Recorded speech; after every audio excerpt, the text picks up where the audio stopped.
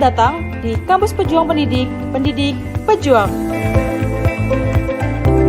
Universitas Veteran Bangun Nusantara merupakan institusi pendidikan tinggi yang memiliki motivasi untuk mencetak lulusan yang mandiri, unggul, profesional, berkarakter, dan memiliki nilai-nilai kejuangan.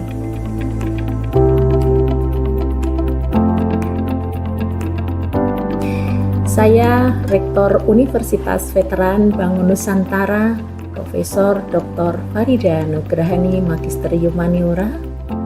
Misi Universitas Veteran Bangun Nusantara adalah terwujudnya universitas yang unggul, berkarakter, mandiri, dan memiliki nilai-nilai kejuangan.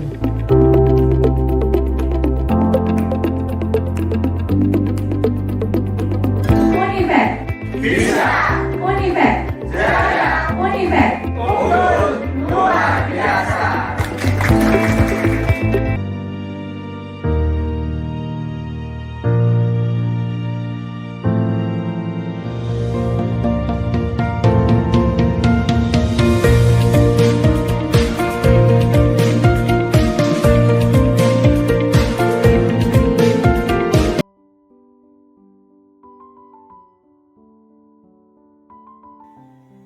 Assalamualaikum warahmatullahi wabarakatuh. Yang terhormat tim penguji seminar PPG Calon Guru Gelombang 2 tahun 2024 Universitas Veteran Bangun Nusantara Sukoharjo. Sebelumnya, izinkan saya memperkenalkan diri. Nama saya Dwi Narti, mahasiswa PPG Calon Guru Gelombang 2 tahun 2024 bidang studi PGSD Universitas Veteran Bangun Nusantara Sukoharjo. Dengan dosen pengampu mata kuliah seminar PPG, Bapak Dr. Jatmiko Hidayat, MPD. Pada kesempatan kali ini, saya akan memaparkan beberapa hal yang merupakan bagian dari mata kuliah seminar pendidikan profesi guru. Pada presentasi ini, terdapat 5 bagian penting yang akan saya sampaikan.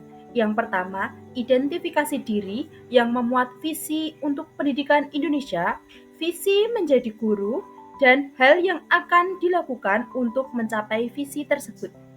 Yang kedua, refleksi pengalaman belajar. Yang ketiga, analisis artefak. Yang keempat, paparan desain inovasi. Dan yang terakhir, rencana tindak lanjut. Sebagai mahasiswa PPG calon guru dan juga seorang calon guru, penting untuk memiliki visi yang kuat untuk memotivasi diri agar terus belajar, terus berinovasi, dan berusaha memberikan yang terbaik bagi peserta didik. Pada bagian identifikasi diri, saya akan menyampaikan visi pribadi saya untuk pendidikan di Indonesia dan visi saya sebagai calon guru. Yang pertama akan saya sampaikan yaitu visi untuk pendidikan di Indonesia.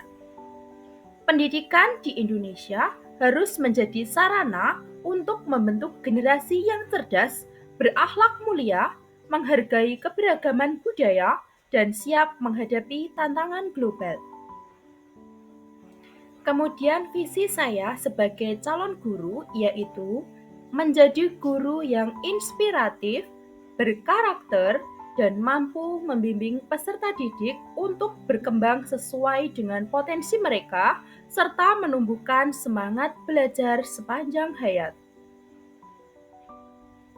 Selanjutnya, hal yang akan saya lakukan untuk mencapai visi pribadi saya sebagai calon guru yaitu yang pertama, terus belajar, kedua, mengikuti pelatihan-pelatihan, 3. Memahami kebutuhan peserta didik yang beragam, dan yang keempat, menciptakan pembelajaran yang menyenangkan, kontekstual, dan bermakna.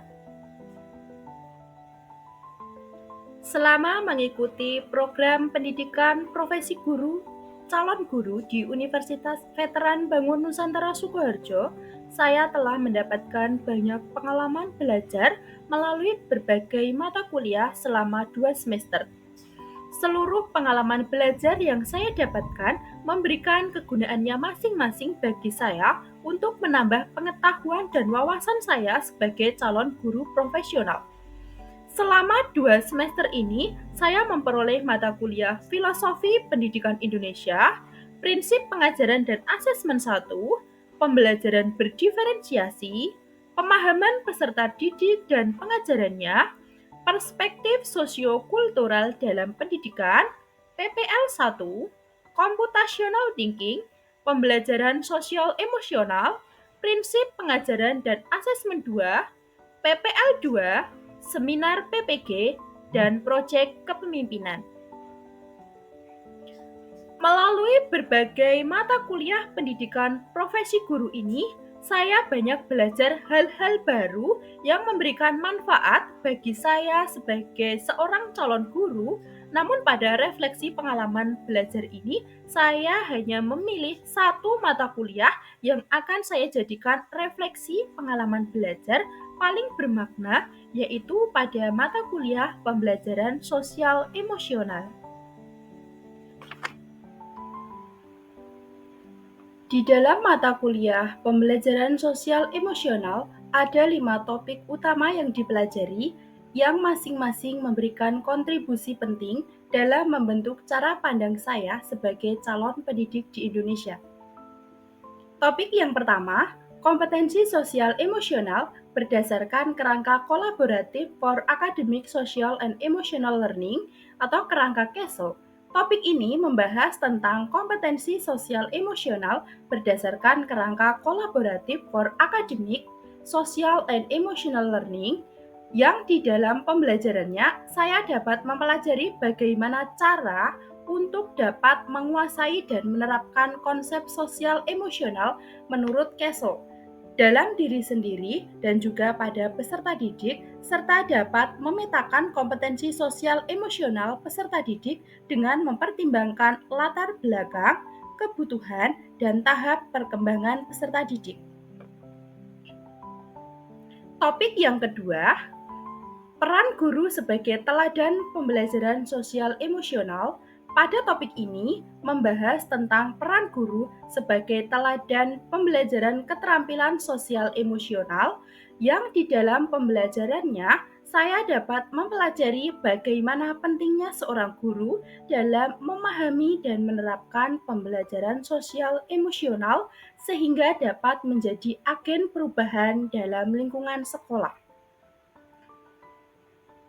Topik yang ketiga, experiential learning, memahami bagaimana experiential learning sangat dibutuhkan dalam menumbuhkan iklim positif dalam pembelajaran. Dengan tujuan, guru dapat menciptakan suasana belajar yang menyenangkan, mampu melakukan observasi terhadap siswanya untuk melihat pendekatan apa yang tepat dalam pengajaran. Topik yang keempat, experiential learning untuk pembelajaran sosial emosional. Pada topik ini, mahasiswa diharapkan dapat memahami bagaimana experiential learning dapat dilakukan untuk mendukung pembelajaran sosial emosional, dengan tujuan dapat menerapkan pembelajaran sosial emosional dengan pendekatan experiential learning. Dan topik yang kelima atau topik terakhir yaitu school well-being. Pada topik ini, memahami bagaimana guru dapat menciptakan school well-being, sekolah yang sejahtera dan menyenangkan. Dengan tujuan mampu merancang program atau kegiatan yang dapat mendorong sekolah menjadi tempat yang menyenangkan dan juga mampu mengelola data dan menganalisis data dengan baik, memberikan umpan balik pada sekolah dan peserta didik.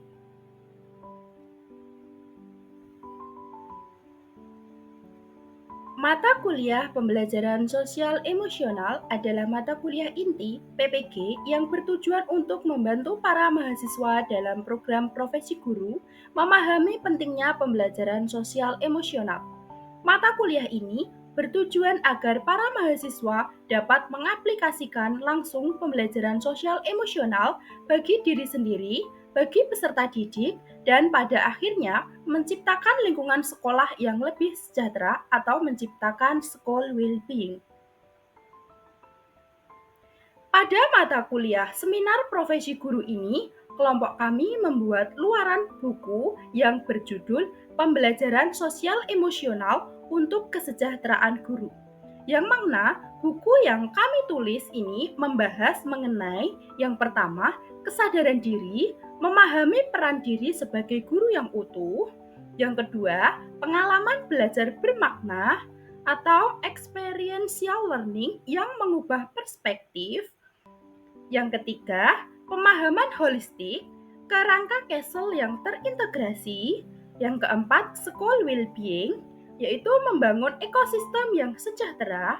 Dan yang terakhir, refleksi profesional, yaitu PSE sebagai pilar guru masa depan.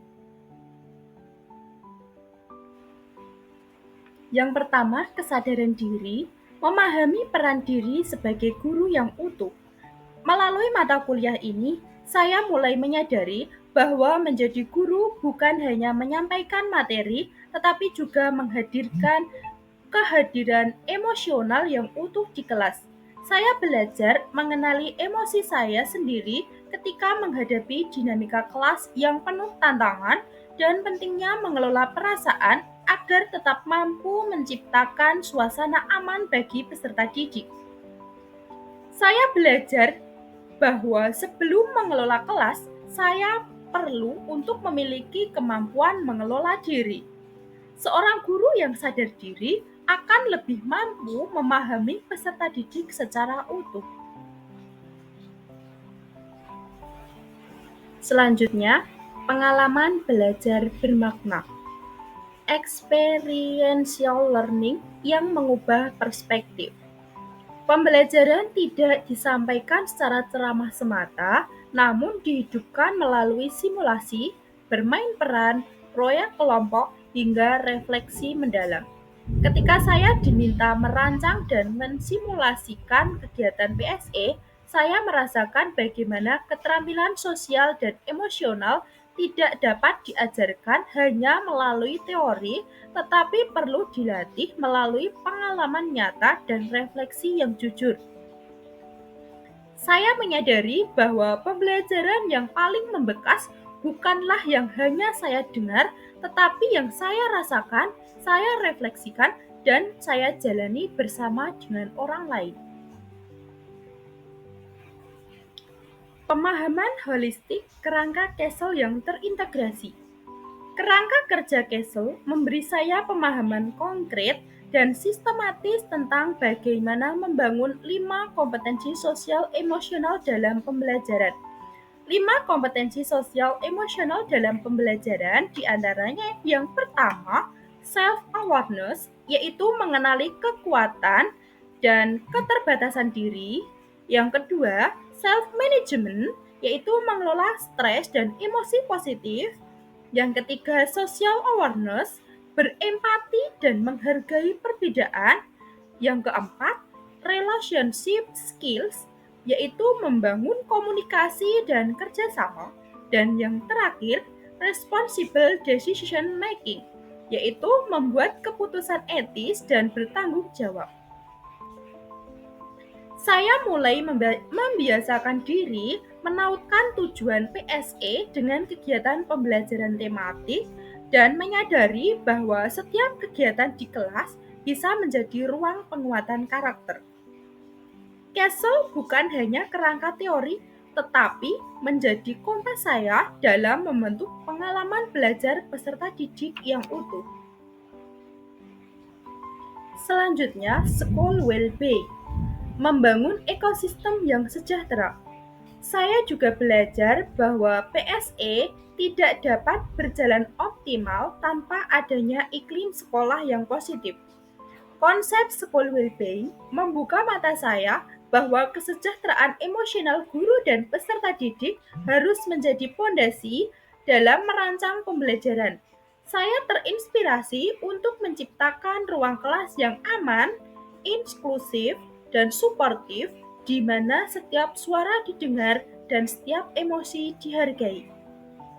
Saya belajar bahwa menciptakan keamanan emosional sama pentingnya dengan menciptakan target akademik. Suasana itulah yang akan menumbuhkan motivasi belajar peserta didik. Yang terakhir, refleksi profesional, PSE sebagai pilar guru masa depan. Setelah menyelesaikan mata kuliah ini, saya menyadari bahwa PSE bukan sekedar tambahan dalam kurikulum, tetapi fondasi dalam membangun pendidikan yang berdaya transformatif. Saya terdorong untuk menjadi guru yang tidak hanya mengajar, tetapi menyentuh, membimbing, dan membentuk karakter peserta didik. Saya ingin menjadi guru yang diingat bukan hanya karena mengajarkan materi, tetapi karena membantu peserta didik dalam memahami dan mencintai dirinya sendiri. Mata kuliah PSE telah menjadi ruang pembelajaran yang mengubah cara pandang saya terhadap pendidikan, menjembatani antara teori, pengalaman, dan kesadaran emosional secara menyeluruh. Saya percaya bahwa integrasi PSE adalah kunci untuk menciptakan generasi yang tidak hanya cerdas secara intelektual, tetapi juga matang secara emosional dan sosial. Karena pendidikan sejati bukan hanya tentang transfer ilmu, tetapi juga tentang menyentuh hati dan menguatkan jiwa. Dalam analisis artefak, saya memilih artefak aksi nyata pada topik 1, kompetensi sosial emosional berdasarkan kerangka kolaboratif for academic, social, and emotional learning, tugas lembar kerja 1.7, penerapan konsep kompetensi sosial emosional di mana mahasiswa merevisi modul ajar yang menerapkan pembelajaran kompetensi sosial emosional yang sudah dibuat pada tahap demonstrasi kontekstual dan mempraktikannya. Modul ajar ini harus mengandung 5 kompetensi sosial emosional, diantaranya self-awareness, self-management, social awareness, relationship skills, dan responsible decision making.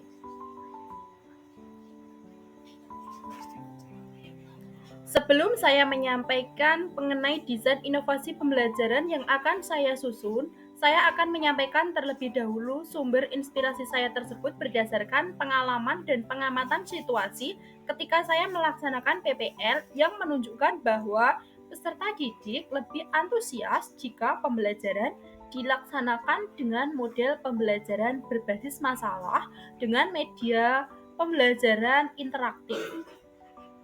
Pada slide ini saya tampilkan desain inovasi saya berupa modul ajar ilmu pengetahuan alam dan sosial kelas 6, materi bumi dan antariksa.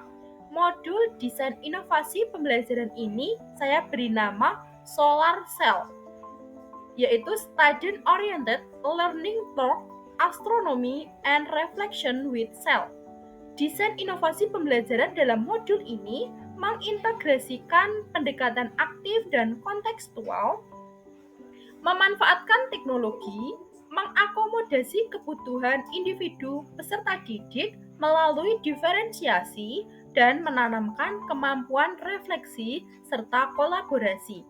Seluruh elemen ini selaras dengan karakter profil pelajar Pancasila dan semangat merdeka belajar. Desain inovasi pembelajaran dalam modul ini yaitu model Problem Based Learning atau PBL, simulasi dan role play, astronot di stasiun planet, pemberian pembelajaran berdiferensiasi, yang mana dalam hal ini diferensiasi proses, kemudian video penjabaran desain inovasi yang pertama yaitu model Problem Based Learning atau PBL. Pembelajaran dimulai dengan pertanyaan pemantik seputar fenomena siang malam dan tata surya. Peserta didik diminta menyelidiki penyebab dan dampak rotasi serta revolusi bumi melalui eksplorasi. Kegiatan ini membangun keterampilan berpikir kritis dan pengambilan keputusan. KSE dalam kegiatan ini yaitu Responsible Decision Making. Kemudian yang kedua, simulasi dan role play astronot di stasiun planet. Peserta didik berperan sebagai astronot yang menjelajahi planet, mengumpulkan data, dan berinteraksi melalui kartu stasiun. Aktivitas ini merangsang empati, kesadaran diri, serta membangun keterampilan komunikasi dan kolaborasi. Dalam hal ini, KSE yang digunakan yaitu Relationship Skills. Selanjutnya, pembelajaran berdiferensiasi yaitu diferensiasi proses. Guru menyajikan media pembelajaran dan instruksi yang disesuaikan dengan gaya belajar peserta didik yaitu visual dan kinestetik. Peserta didik diberikan kebebasan eksplorasi sumber belajar. KSE dalam kegiatan ini yaitu self-awareness dan self-management. Kemudian, video interaktif sebagai media pemantik dan visualisasi. Video digunakan untuk mengaktifkan pengetahuan awal dan visualisasi proses tata surya, memperjelas materi abstrak seperti rotasi dan revolusi bumi. Dan yang terakhir, kolaborasi dan karya proyek model tata surya. Peserta didik membuat model planet dalam kelompoknya, mengaplikasikan pemahaman konsep dengan kreativitas. Kemudian diperkuat dengan rubrik penilaian otentik. Konsep kreativitas, kerjasama, dan ketepatan waktu. Berdasarkan pengalaman-pengalaman yang saya dapatkan, saya menyusun rencana tindak lanjut yaitu 3 hal penting yang akan saya lakukan ketika memulai karir saya sebagai guru. Yang pertama, saya menyadari bahwa menjadi guru harus diawali dengan niat yang tulus dan komitmen yang kuat untuk mengabdi di dunia pendidikan. Oleh karena itu, saya akan terus meningkatkan pengetahuan dan keterampilan saya, baik melalui pelatihan, workshop, seminar, maupun pembelajaran mandiri. Kemudian yang kedua, saya akan membangun hubungan yang positif dan kolaboratif dengan peserta didik, orang tua, serta rekan sejawat. Saya bertekad menjadi pendengar yang baik, memahami kebutuhan dan harapan mereka, serta menjalin komunikasi secara terbuka, jujur, dan saling menghargai. Dan yang ketiga, saya akan menciptakan lingkungan belajar yang positif, aman, dan inklusif bagi seluruh peserta didik. Saya ingin menghadirkan suasana kelas yang nyaman, di mana setiap anak merasa didengar, dihargai, dan diterima apa adanya. Demikian presentasi yang dapat saya paparkan. Mohon maaf apabila terdapat banyak kesalahan dalam menyampaikan presentasi ini. Terima kasih. Wassalamualaikum warahmatullahi wabarakatuh.